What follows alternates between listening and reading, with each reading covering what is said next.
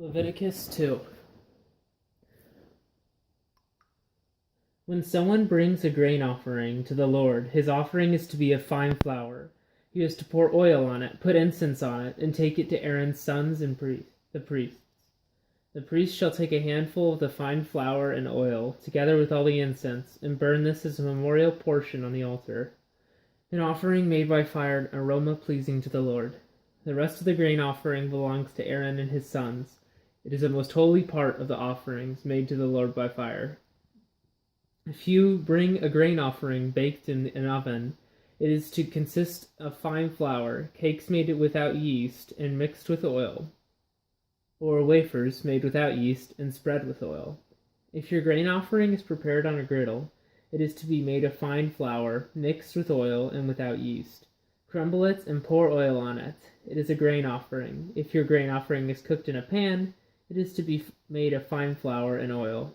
Bring the grain offering made of these things to the Lord. Present it to the priest, who shall take it to the altar. He shall take out the memorial portion from the grain offering, and burn it on the altar as an offering made by fire, an aroma pleasing to the Lord. The rest of the grain offering belongs to Aaron and his sons.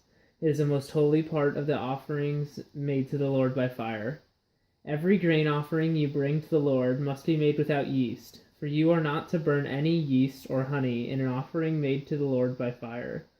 You may bring them to the Lord as an offering of the firstfruits, but they are not to be offered on the altar as a pleasing aroma. Season all your grain offerings with salt. Do not leave the salt of the covenant of your God out of your grain offerings. Add salt to all your offerings. If you bring a grain offering of first fruits to the Lord, offer crushed heads of new grain roasted in the fire.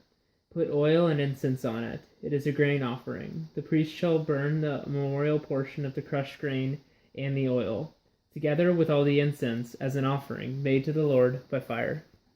End of Leviticus chapter 2.